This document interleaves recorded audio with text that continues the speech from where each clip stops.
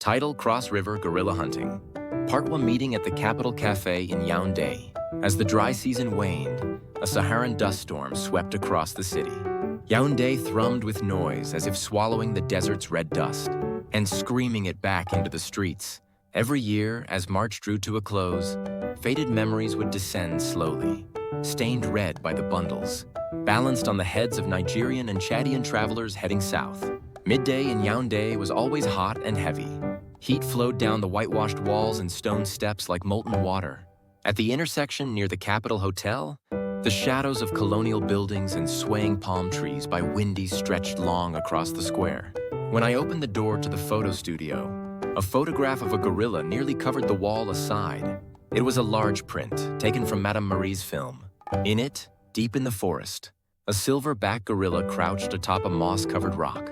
Its eyes were fathomless and dark, holding a gravity that seemed to seize the viewer. Even confined within the photograph, it retained a living tension, as if the master of the forest had, for an instant, granted humanity his gaze. Otangs, who had been trimming the photograph's frame with a right-angled chisel by the door, looked up and spoke. "That's a Cross River gorilla," Otang said quietly. She fixed her gaze on the creature's eyes in the photo, as if trying to look through them and into the forest beyond. "Those eyes," she murmured, almost to herself. "It feels like Clue is still watching us from the forest." Peter gave a dry laugh, shaking his head. "Clue? A forest man? Don't start with that nonsense. When you're hungry, it's meat. When it's sold, it's money." He tapped the wooden desk with his fingers, the rhythm sharp and impatient. "A single adult gorilla goes for $300,000. That could save your whole village, maybe twice over." He leaned closer. "A baby gorilla? That's 100,000 easy." Otangs turned her head toward him slowly. For a moment, hesitation clouded her eyes. Money, yes, it's important, but the forest and the gorillas, once they're gone, they don't come back. Peter sighed and spread his hands, palms up as if explaining to a child. "That's exactly my point. You don't kill them, you send the babies somewhere better. European zoos, research centers, they'll have food, medicine, protection. Better than any village here." He smiled faintly. "Think of it as adoption." Otangs didn't respond. Her gaze drifted toward the wall, then sank toward the floor. Her face held neither belief nor defiance, just a weary resignation. "Anyway," she said after a pause, her voice dry, "with just one cub, I could earn enough to fly out of this damn capital." Her tone carried a trace of self-mockery, a bitterness too old to disguise. Min Chiol, standing nearby, spoke at last. "Who is that white woman?" In the photograph, she was there, the same woman, half hidden behind a jeep, a camera clutched in her hands. A small, wiry Frenchwoman, silver-haired and severe, who worked at the Yaoundé branch of the Animal Protection Agency. Her round glasses caught the light like two bright coins. Her sharp gaze, always slightly elsewhere, calculating, detached. She moved through the market in her safari jacket, as though patrolling her own domain. "You take too many pictures," she would grumble, flicking the film roll with a tap of her finger. "Do you know how much this costs to print?" Yet even her irritation carried a strange kind of authority, the kind that came from someone who had seen too much and cared too little. When the merchants rose in protest one day, she watched calmly from a distance. "The Chinese are as more low-priced than local merchants' goods," she muttered. "Their goods are cheap. They're bleeding the bottom out of the market. How long can these people last?" Her tone was clipped in a curt tone. "Someone teased Peter. She's going to be your wife, so we should give her a discount on the photo price." Peter gave a nervous laugh, scratching his head. "You could have sent her anywhere else," Min Cheol said dryly. "But you brought her here. I got it now. How long have you two been living together?" He smirked. "So Peter, NGO also are running a gorilla business?" Peter, startled, said, "What are you talking about? They don't call it business or smuggling. They dress it up as a conservation project. The government funds them, and foreign investors line up to pay. A single gorilla sent abroad goes for over 300 grand. Sending a gorilla to an overseas zoo costs over $300,000. Even more if you factor in transportation and insurance. Pure conservation? There's no such thing. A baby costs over 100,000, of course. When you factor in transportation and insurance, the actual price is said to be enormous. These days, they're asking for a price. How much? $100,000 for a baby?" The mood brightened and his voice rose in pitch. Tejo muttered softly, Hundreds of thousands of dollars.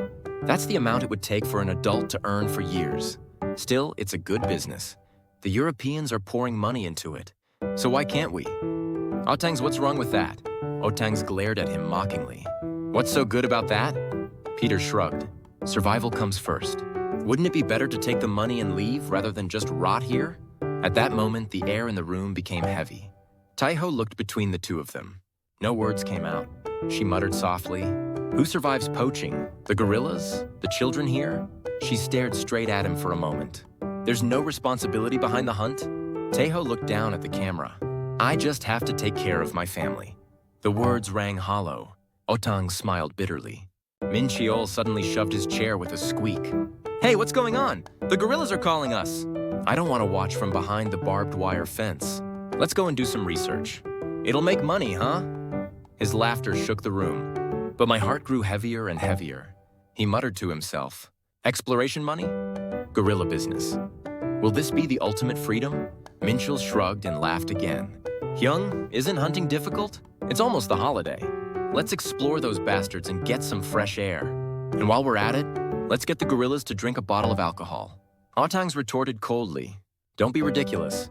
Minchul paused for a moment, then laughed again. "But if you don't want to be eaten, you have to teach them how to drink first." He sat between them, catching his breath, and touched the film again. The gorilla's gaze, the children's faces, and my own choice overlapped in his mind. He crossed his arms and thought for a moment. It won't be an easy decision. It'll cost quite a bit, too. "Peter, is this person you see here a guide?" He pointed to a figure in the photo and asked.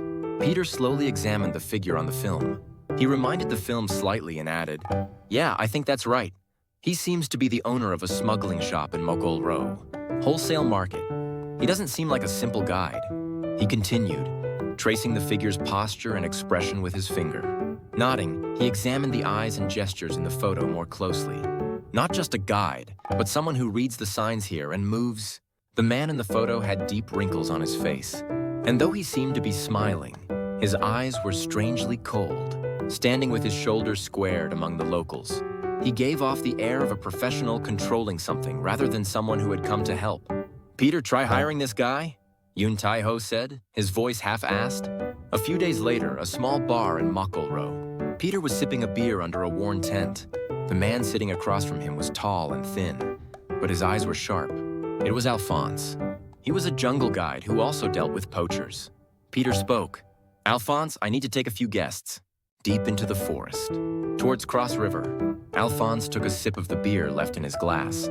He wiped his lips with the back of his rough hand and glared at Peter. "Are you a tourist, or something more?" Peter didn't answer. The smile in his eyes said it all. Alphonse's eyes narrowed. In that moment, a mixture of caution and interest crossed his face. "Very well. The price is, as I said. You guys prepare the car. The forest is my territory, so don't worry." He paused, then lowered his voice. "But remember, once you're in the forest, my word is law. There, neither the police nor the military have any say." Peter drained his glass and slowly extended his hand. "Okay, it has to be you." For a moment, their hands lingered in the air. The dim light from the bar illuminated their relationship. Finally, Alphonse took her hand. Their calloused palms clasped tightly together. "Good." Alphonse's voice was low and firm, "but I'm not here to joke around. The forest is different from your city. Don't hesitate when it's time to raise your gun, and don't hesitate to retreat when it's time to. I'm the one who decides when that moment is." Peter didn't let go of his hand, but instead deepened his smile. "We're not tourists. If we get the chance, we'll hunt, and if not, we'll at least take pictures." Alphonse stared at him intently for a moment. The noise of the bar hummed in the distance, and the smell of sweat and cigarette smoke hung between them. Finally, Alphonse raised his glass again. "Good, but you have to follow my orders. If you do, the forest will devour you first. That's the way it is." Peter smiled and clinked his glass. "Don't worry. In the forest, you're the leader." A short metallic ring echoed through the glass, and then the path leading into the forest opened. From that moment, the words of the photo studio, which had seemed like a light joke, began to become reality.